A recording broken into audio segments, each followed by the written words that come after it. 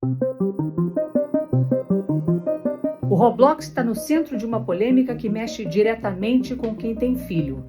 Nos últimos meses, a plataforma que reúne 144 milhões de jogadores todos os dias virou palco de protestos depois de mudar suas regras de interação. O chat, o bate-papo, passou a ser restrito. A idade agora precisa ser verificada e crianças pequenas só podem conversar com autorização dos responsáveis. À primeira vista, parece de fato uma boa medida de proteção, mas a discussão vai além. O Roblox é só um jogo ou funciona na prática como uma rede social frequentada por crianças e adolescentes? Hoje nós vamos entender o que realmente acontece dentro do Roblox, quais são os riscos e onde entram as responsabilidades da empresa, do governo e das famílias. Eu sou a Renata Capucci, isso é fantástico.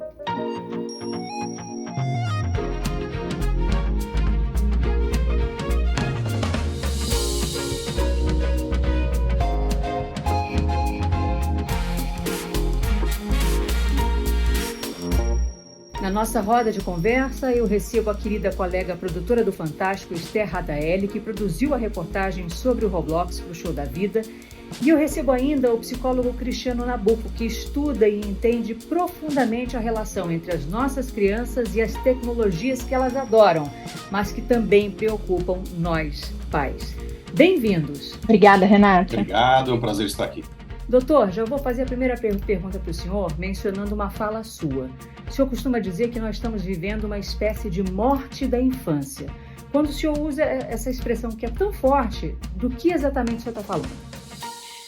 Veja bem, Renata, vamos falar do Roblox, né? O Roblox foi uma plataforma infantil voltada para o público infantil em 2006 e ela, bem posteriormente, em 2013, ela começou a ganhar uma notoriedade maior e a sua utilização ela teve um aumento expressivo após o período pandêmico.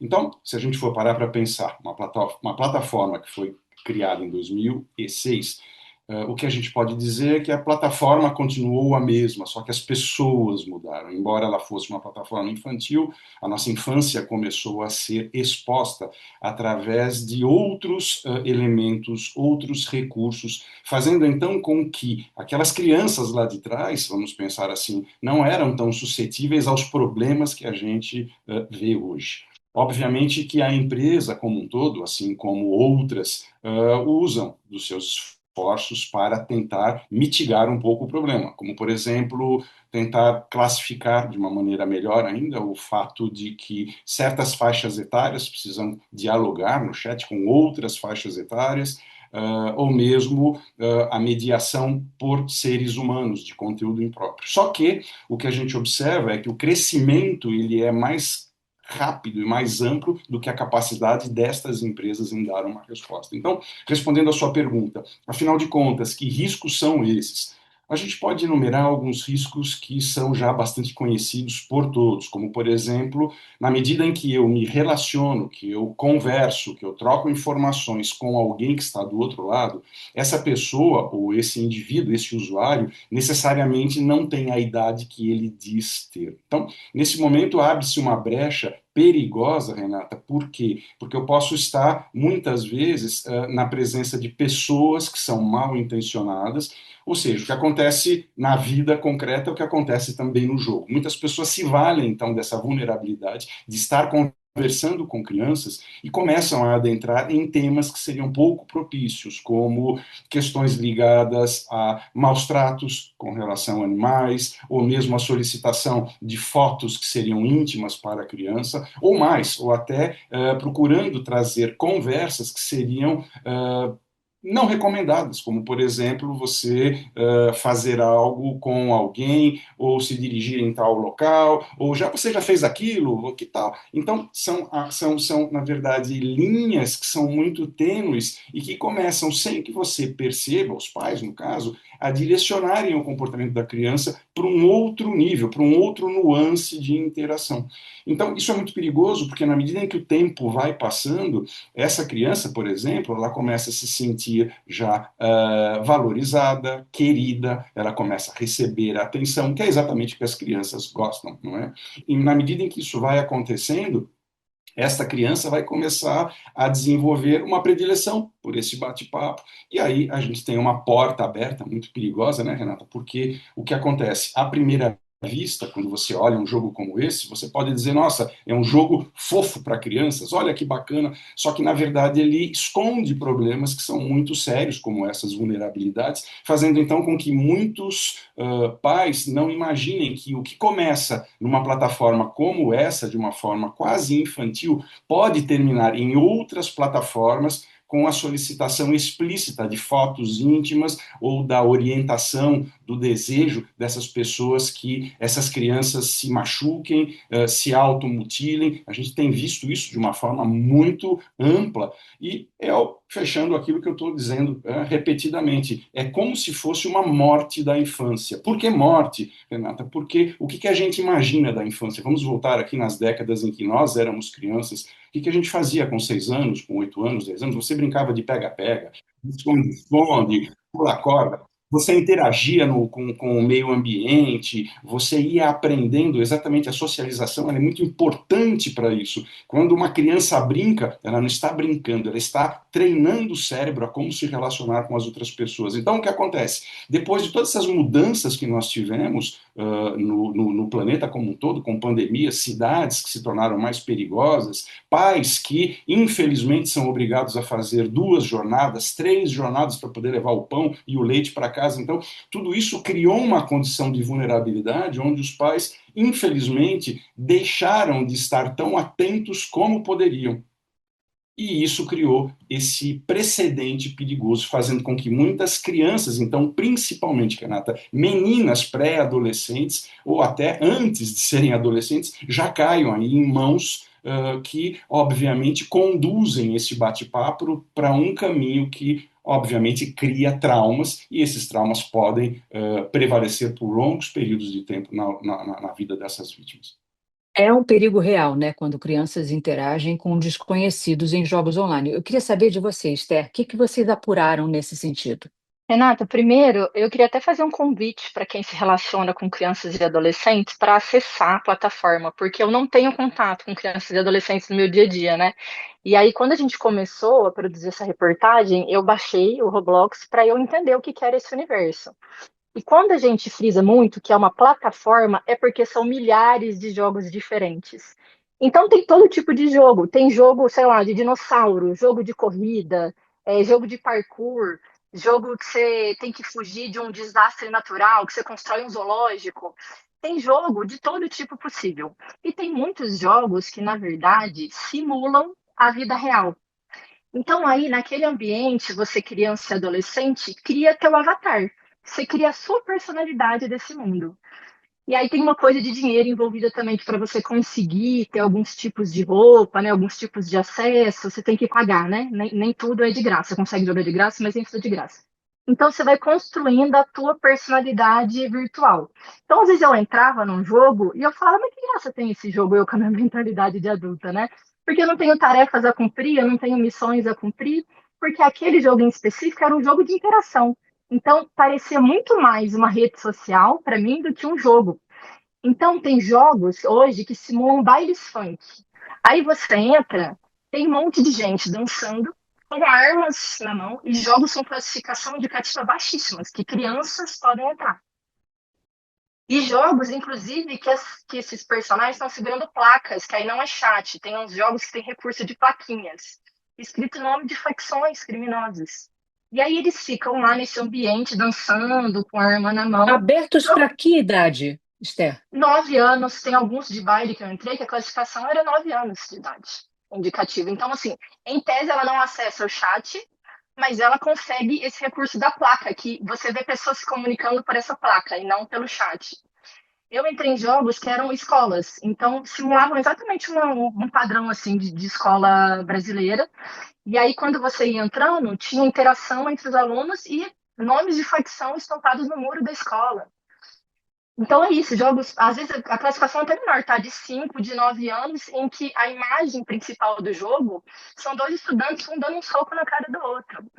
Só que aí, quando você entra nesse jogo, você fala, isso já te assusta, eu como adulta, né, conhecendo essa nova realidade. Mas a gente foi tentar entender quem são as vítimas, né, de criminosos que vão ali para aliciar essas crianças e esses adolescentes. E dois dos casos que a gente conta na reportagem, as meninas estavam jogando coisas aparentemente inofensivas. Um era um jogo de zoológico e um era um jogo de desastre natural. Então você foge de tsunamis e tudo. E Meninas o que de aconteceu? 11 anos, né? 11 anos, meninas de 11 anos. E aí chega uma outra pessoa, né, um outro usuário ali, um avatar, e começa a ter uma interação, se passa por um amigo, e normalmente a polícia tem classificado o Roblox como uma plataforma isca, que você é uma plataforma que tem muitas crianças e adolescentes, então você conhece elas ali e arruma algum artifício, porque você consegue criar linguagens próprias ali para o jogo não bloquear, porque em tese o Roblox tem filtro, se você quiser trocar no chat celular, endereço e tudo.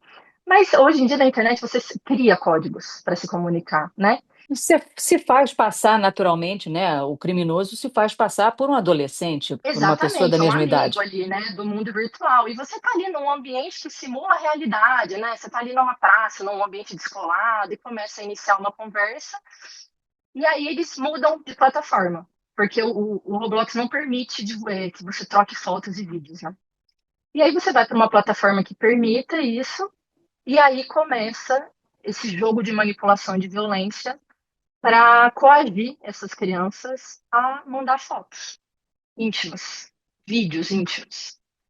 E aí começa um grau de coerção que vai escalonando essa violência, né? Já que você me mandou isso, se você não me mandar aquilo, eu exponho essa foto. E aí essa violência vai subindo num grau que ela chega ao estupro virtual, né? Que são esses criminosos pedir que essas crianças e adolescentes introduzam alguma coisa nas partes íntimas, enfim. É uma violência muito tenebrosa e que acontece no quarto, né, ao lado, assim, às vezes com a família muito próxima, né? E eu até queria, até tenho curiosidade de ouvir o doutor Cristiano a falar sobre isso, porque tem uma das coisas que me marcou muito, que a mãe de uma das meninas, ela compartilhou com a gente que ela sofreu um abuso por parte de um parente quando ela era criança. Um abuso no mundo real, né? E ela é muito preocupada com a filha. Inclusive, ela tinha um aplicativo de monitoramento de tudo que a filha fazia no celular antes disso acontecer. Mas o criminoso que ela conheceu no Roblox orientava ela como burlar esses aplicativos. Então, a mãe não recebia notificação de que ela estava no Roblox, de que ela estava conversando com essa pessoa. E aí, quando essa mãe percebe uma mudança de comportamento, nos dois casos que a gente tem, foi assim que a família percebeu. Que as meninas começaram a ficar arredias, mais tristes, com olheiras, assim, aí que eles foram investigar, enfim. Quando ela descobre que a filha estava passando por tudo isso, ela fala: Meu Deus, minha filha é do meu lado. Ela Um também estupro sofreu virtual, uma né? violência sexual, igual eu. Eu até arrepio, assim. Isso é muito forte, porque que tipo de relação essas crianças vão ter com essa experiência, né, essa vivência sexual, conhecendo a referência do que é a sexualidade com base numa violência, né? Isso marca para o resto No da vida, início né? da vida, né? Exato. Exatamente. E crianças muito novas. E até que eu vi o doutor, que eu fiquei ouvindo essa mãe, e isso me impactou muito, assim. É qual o impacto que isso tem, né? Que isso vai ter para o resto da vida dessas Olha, meninas. isso é para o resto da vida, né, Esther, Renata? Isso é devastador. Vocês estão conversando aqui, né? Puxa vida, uma menina tinha 10 anos, 11. Se eu falar para vocês que uma das vítimas tinha 7 anos de idade, o que que vocês acham? Então, o que que acontece, né? Uma das perguntas que as pessoas normalmente fazem é, mas por que, né, que um indivíduo, um perpetrador, adota um comportamento como esse? Ele não se preocupa com a outra pessoa. Então, o que que a gente tem visto nessas conversas com esses indivíduos que são detidos, né? Na verdade, eles muitas vezes já se tornaram anestesiados de alguma maneira, na medida em que eles vão fazendo uma vez, duas, três, aquilo se torna mais ou menos, aspas, comum e vira mais um jogo, então, do tipo, não quero nem saber como que o outro está se sentindo, não é? Essa é uma demanda corrente. Uma outra lógica que está por detrás também são pessoas que, de alguma maneira, meninos, homens que, de alguma maneira, sofreram bullying não necessariamente de cunho sexual, mas foram aí, de alguma maneira, intimidados, foram coagidos. Então, eles perpetuam como uma maneira quase que terapêutica de passar adiante aquela dor que eles tiveram. E, finalmente, um outro e terceiro elemento, que é o que a gente nunca imagina, é o ganho monetário. Como assim ganho monetário, Cristiano? Exato. Quando eu, enquanto indivíduo, estou me relacionando com uma criança e eu falo para ela, vamos para o Discord, vamos para lá, né? Eles chamam isso dos paneleiros, né? Que são os grupos. Esses paneleiros, esses gerentes desses grupos, eles ganham doações das pessoas que estão assistindo esse estupro virtual. Para vocês terem uma ideia, a gente vai ter aí cerca de 8.000, 10.000 pessoas assistindo esse estupro, muitas vezes gritando, e, pasmem, muitas vezes as pessoas que incitam também são meninas ou mulheres, não são só homens, não é? Então, é isso que a gente começa a pensar. Puxa vida, então você tem uma série de elementos, né, psicológicos, econômicos, mas e aí, né? Como é que funciona? Então, a grande pergunta, que ela ainda sem resposta, a gente pode, obviamente, e eu acho que isso acaba sendo inevitável, mais dia ou menos dia, as plataformas vão se adequar, mas sempre existe um espaço onde esse contato transborda para fora, e você tem exatamente esse tipo de vulnerabilidade. Então, eu acho que a grande questão, no fundo, obviamente que os nossos filhos, a geração digital que já nasceu com um computador, com um telefone na mão, eles são muito mais espertos. Então, isso cria um descompasso, porque faz com que eles sempre estejam pelo menos 2 ou 3 passos à frente dos pais.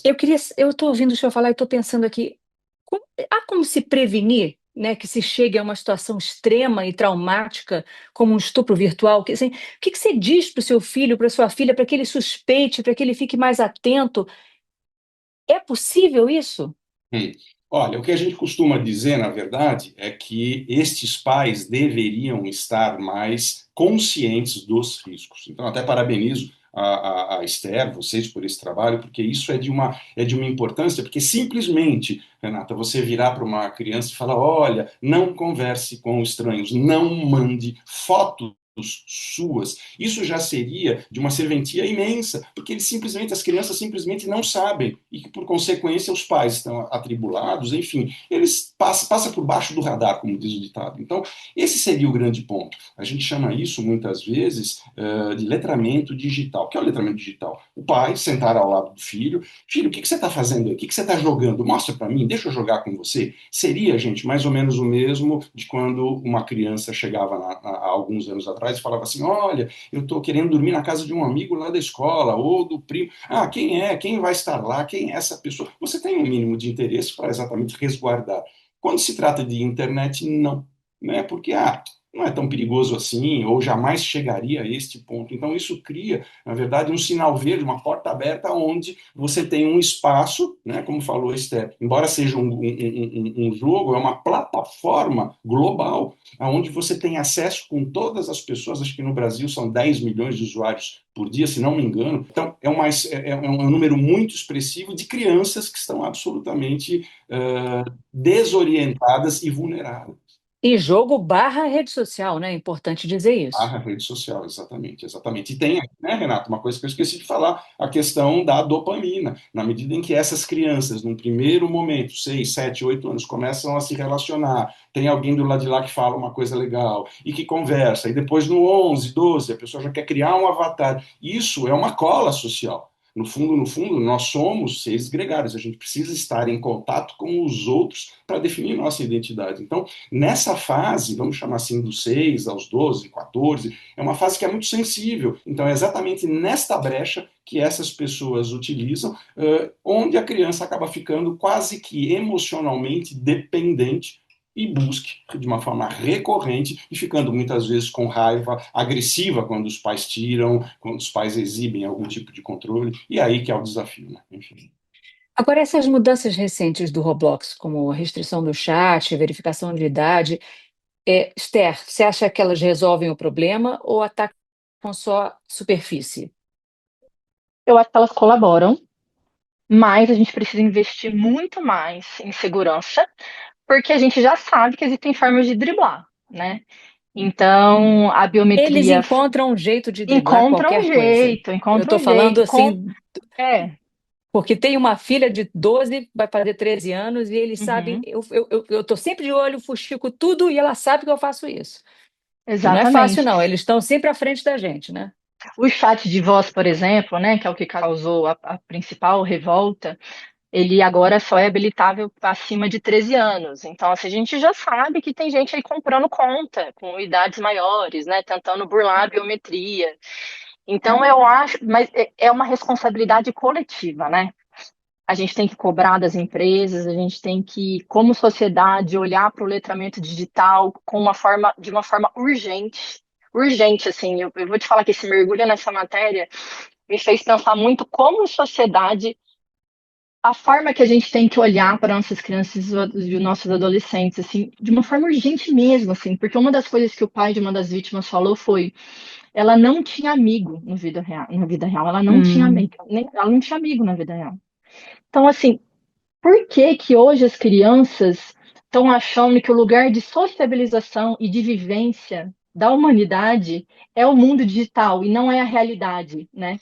Então, assim, o que vai ser das próximas gerações? Então, acho que para além, né, eu acho que essa é a discussão que a gente tem que ter também, né? Como olhar para a Uhum. nossa infância de uma forma mais humana? Por que que eles estão achando tão legal replicar essa vida real nesses universos inventados da internet, né? Eles só querem ficar ali fazendo coisas cotidianas, sabe? Eles vão para a escola, eles vão, sei lá, tem o quarto, eles fazem as coisas da vida real na internet, né?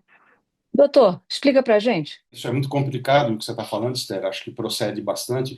O que serão dos nossos descendentes daqui, né, em diante?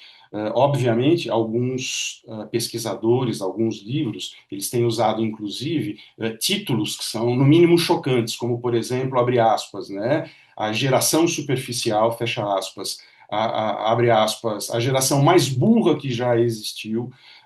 Outro título, não perca seu tempo com alguém com menos de 30 anos, fecha aspas. Então, o que eles têm mostrado? Que a geração estúpida ou a geração perdida.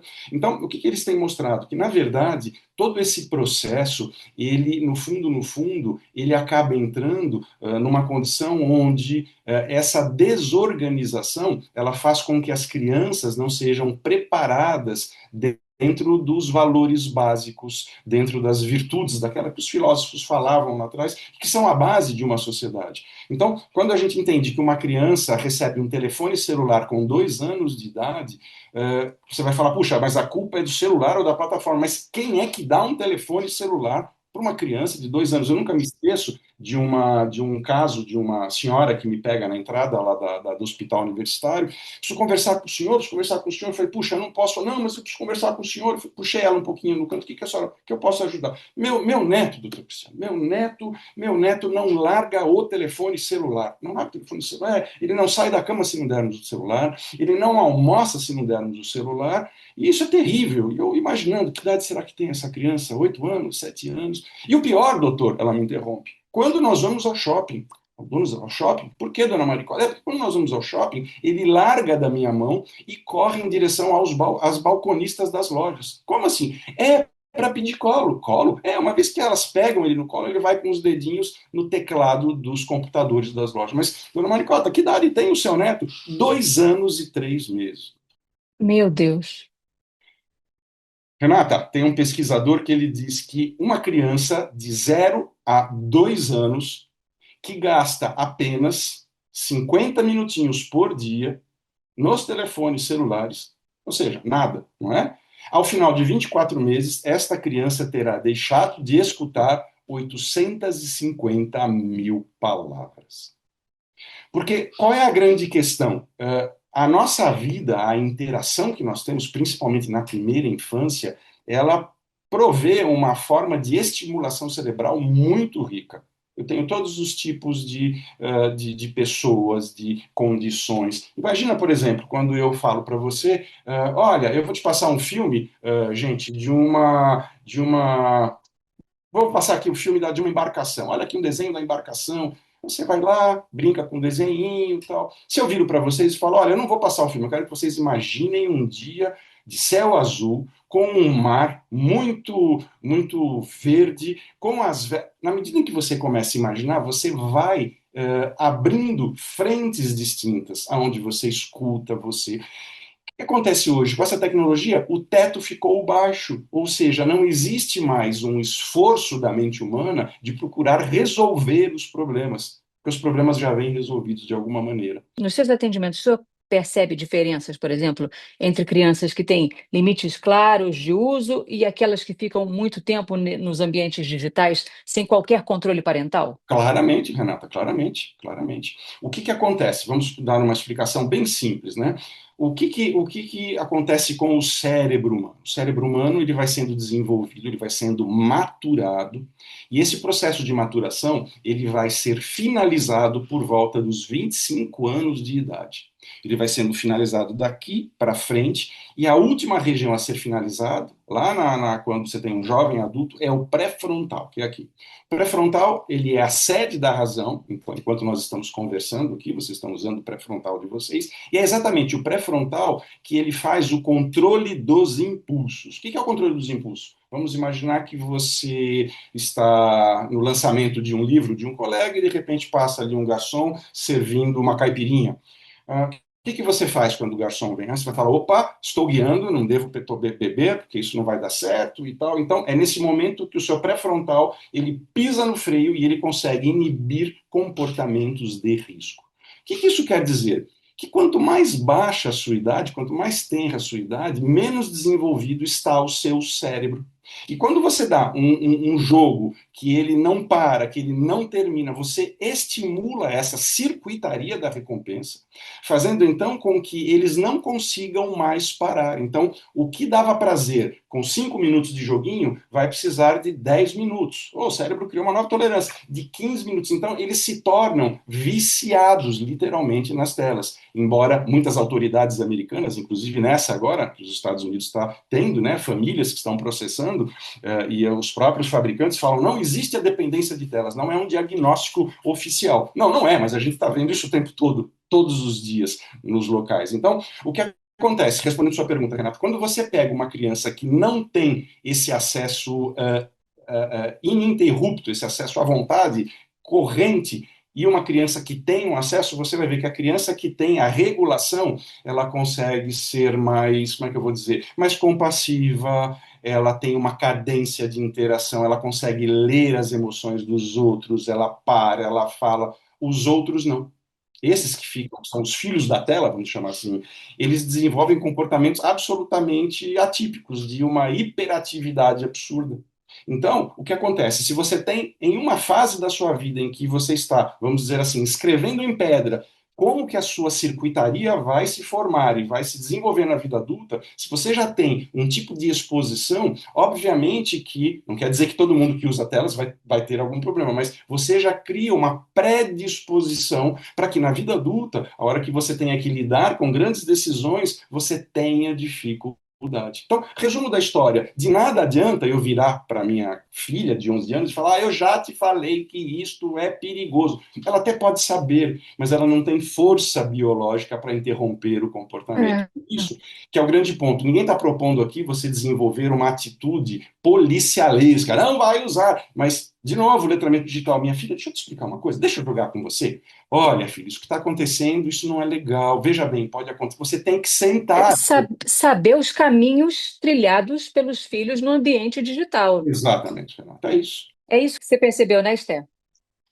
Não, e eu acho que eu vi as crianças e os adolescentes também, né? Porque eu joguei também na minha infância, né? Meu irmão jogava ali no computador, mas hoje a relação que a gente tem com o celular é muito diferente, né? E não só a relação das crianças e dos adolescentes, a nossa relação.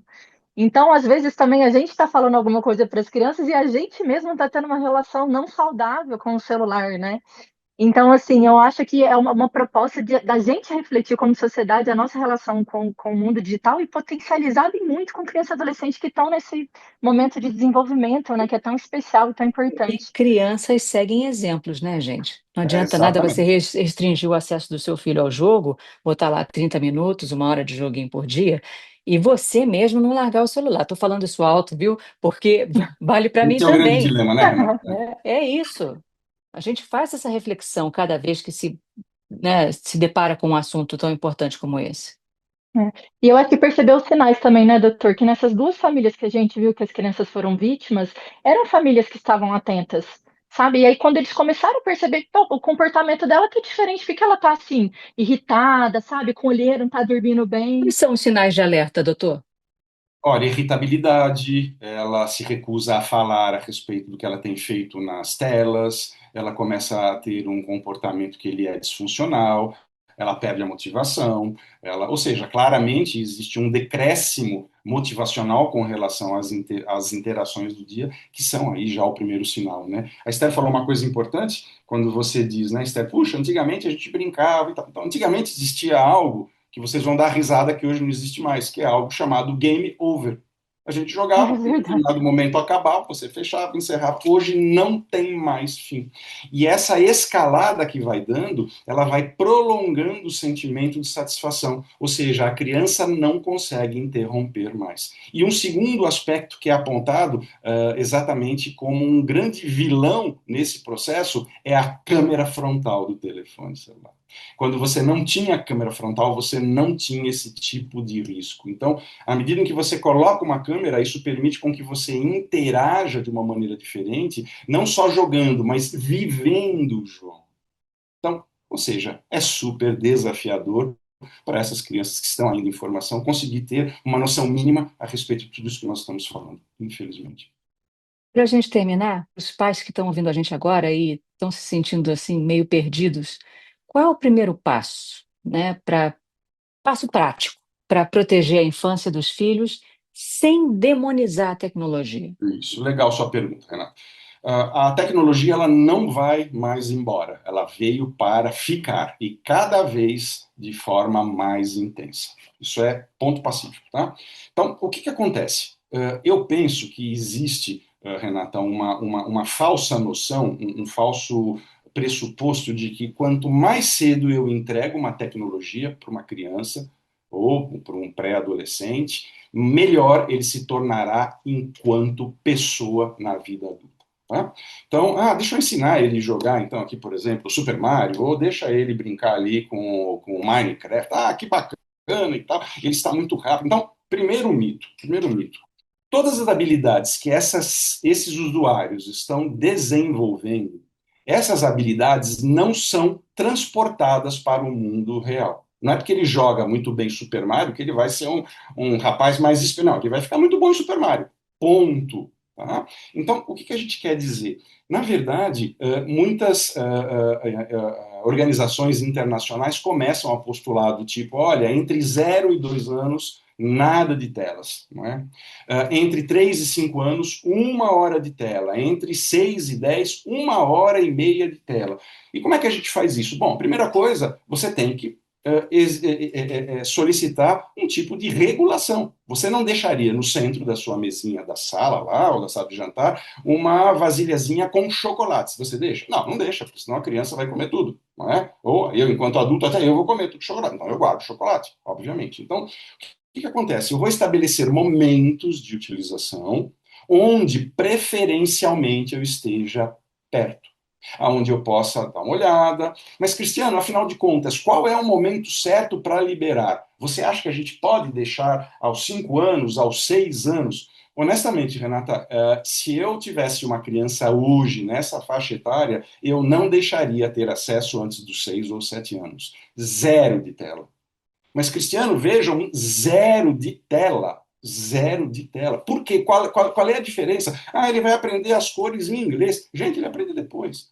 Né? A gente sabe que quase 90% dos apps, dos aplicativos que se autodenominam educativos, nunca foram pesquisados. É um conflito de interesse. Eles falam que isso é muito bom. Então, o que eu quero dizer? É uma terra de ninguém. É uma terra onde você tem tanto pessoas bem intencionadas como mal intencionadas, pessoas oportunistas, pessoas que muitas vezes lidam com crianças, ou mesmo com a gente, em momentos de vulnerabilidade, ou seja, é uma equação que ela pode ser muito delicada na conclusão final. Então, já que a gente não sabe direito, vamos tentar estabelecer outros padrões. Mas, Cristiano, não tem problema, eu quero dar o telefone para o meu filho. Pode dar, mas meia horinha antes das refeições, tá? E longe do horário noturno, do soninho noturno.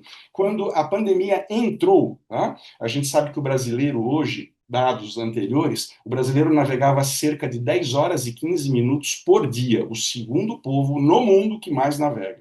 Isso dá 157 dias por ano navegando. Muita coisa, hein? 56% do tempo acordado navegando. Então, o que isso quer dizer? Isso quer dizer que, na verdade, a vida digital, ela assumiu uma configuração que ela se equipara hoje à vida real. Por isso que todo mundo está entrando o tempo todo, então a gente precisa. Então, vamos lá, você vai utilizar? Pode utilizar. O que você vai fazer? Sabadão, todo mundo usa o celular. Sabadão de manhã é hora de ajudar a mamãe a lavar a louça. Sábado à tarde é hora de ajudar o papai a passar aspirador, ou vamos no jogo de futebol. Você Mas, tem que doutor, deixa eu ser o engajar. advogado do diabo aqui. Diga. Quando a criança já está muito conectada, viciada, o que que você faz para dar limite e suporte também ao mesmo tempo? Você tem que criar estímulos que concorram com essa sensação de satisfação. Tá? Olha, então vamos lá, a gente vê Vamos crianças. para a praia, vamos para o Olha, vamos para campo, a vamos praia, jogar olha, eu futebol, tô, vamos. tô a fim de comprar uma bola de futebol comigo na loja, vamos lá, olha, eu tô precisando que você me ajude, eu tô a fim de tomar um sorvete, que tal se a gente chamar seu primo, vamos na casa do seu primo. A hora que você começa a parear outros estímulos, a criança volta a olhar para o lado de fora e entender, coitada, né? Ela, no fundo, é uma vítima de que você tem alternativas de existência. Mas respondendo a sua pergunta, Renata, vamos lá. A gente sabe que tem crianças, por exemplo, que os pais muitas vezes chegam no momento de desespero e tiram da tomada ou arrancam o telefone. Então, o que a gente vai fazer? Nunca faremos nada de forma abrupta. Nunca, nunca. Tá? No momento em que ela está usando, que ela está ali completamente conectada, muitos pais, quando as crianças fazem isso, partem para cima dos pais. Né? Então, como é que a gente conduz isso? Vamos imaginar dos 6 aos 10 anos. O que você vai fazer é o seguinte, olha, papai ou a mamãe não acham legal que a gente use a violência para resolver isso. A mamãe aqui entende, sabe que é difícil, mas vamos respirar juntos. Filhão, vamos lá, vamos respirar. Ou seja, você não pune, você acolhe. A criança dos 6 aos 10, ela não tem a capacidade de regulação emocional. Então você tem que ser esse regulador externo. Respira fundo, mamãe entende, mas depois que passou a situação é que você vai sentar e explicar. Olha, presta atenção, isso que você está fazendo não é legal, filhão, vamos tentar alguma outra coisa. Na medida em que você vai lá para os 10, 11 anos, já é uma questão de status social. Tá? Então, a mesma coisa, ele vai ser agressivo, mas ele será mais agressivo verbalmente. Mesma coisa, né? Filhão, tá na hora de terminar, vamos encerrando, mas nunca querer dar as regras no momento da tensão, porque isso vai evoluir para uma briga. Espera se acalmar e a gente vai começar a estabelecer momentos e períodos de utilização. Como, por exemplo, você quer utilizar o telefone? Legal, quero saber o que você vai usar, mas você vai usar aqui do meu lado. Enquanto eu estou arrumando o quarto. Eu não quero que você fique trancada no seu quarto ou você fechado lá sozinho. A literatura, Renata, chama essa nova geração dos filhos do quarto, porque eles não saem mais. E você vai Sim, pensar, né? eu chamo Talvez de mausoléu. é um Ficam mausoléu. fechados e escuros. É um mausoléu, e tem pesquisas que mostram, por exemplo, aquilo que a gente vivia nas nossas gerações como tirar a habilitação, ninguém mais se preocupa em tirar a habilitação, ter os primeiros relacionamentos, primeiro namorado, não, vida adulta, sair de casa. O que eu atendo de jovens com 28, 30 anos que ainda estão brigando com os pais porque eles não conseguem sair dos jogos. Então, o que eu quero dizer com isso? Olha o que o Cristiano falou. Isso não para por si só se a gente não fizer um movimento de ajuda. Não é como uma gripe, que depois de 3 dias já está ok, segue o barco. Não, a gente Dá precisa. trabalho, né? Não é fácil. Não é fácil, eles têm um comportamento disruptivo, eles ficam agressivos, eles partem para cima. Eu tenho vários casos de jovens que agridem os pais. Um paciente meu recente, de 17 anos, ele arremessou a mãe sobre uma mesa central ali da sala de vidro, não é? Então, o que acontece? É como se fosse uma abstinência de droga. Os chineses chamam as telas de heroína digital. Quando a gente pega, Renata, a ressonância magnética funcional do cérebro de um indivíduo que é dependente de opioide e um indivíduo dependente de telas, 95% das áreas se equivalem, ou seja, seria então uma dependência, como a gente chama tecnicamente, comportamental. Não envolve substância, mas corre por caminhos semelhantes no cérebro. Está aí, portanto, o grande desafio. Alertas importantes, né, Esther, que o doutor nos traz. Importantíssimo. E a gente vai conversar ainda muito mais, Renata, sobre isso, né? É um olhar que a gente não pode tirar. Como é que a gente, como sociedade, vai se relacionar com o mundo digital, né? E como proteger nossas crianças aí, que é um grande desafio. Vamos ter muitas e outras matérias sobre o assunto. Muitas. E certamente outros podcasts também. Esther, muito Exatamente. obrigada, querida. E doutor, também queria agradecer demais ao senhor por nos dar essa aula, né, com toda a sua experiência, sua maneira didática de abordar esse assunto tão atual do nosso dia a dia, né, com as nossas crianças cada vez mais conectadas e cada vez mais cedo. Muito obrigada. Eu que agradeço. Obrigado, bom trabalho para todos. Em nota, a Roblox disse que suas medidas de segurança vão muito além do que outras plataformas fazem, que não permite que os usuários compartilhem imagens ou vídeos no chat e que a comunicação no Roblox não é criptografada para que a empresa possa monitorá-la. Afirma proibir conteúdo inadequado ou que promova atividades ilegais como glorificação de drogas, gangues ou a recriação de eventos sensíveis do mundo real, como tiroteios em escolas. Que trabalha para detectar e remover esse tipo de conteúdo, incluindo o uso de verificações humanas e automatizadas. E a empresa fala ainda que fornece ferramentas de denúncia fáceis de usar. Esse episódio foi editado pela nossa Isadora Neumann e o pod do Show da Vida tem a supervisão da nossa coordenadora de digital, Perla Rodrigues. Semana que vem a gente volta com mais um assunto relevante e te esperamos aqui no nosso Isso é Fantástico.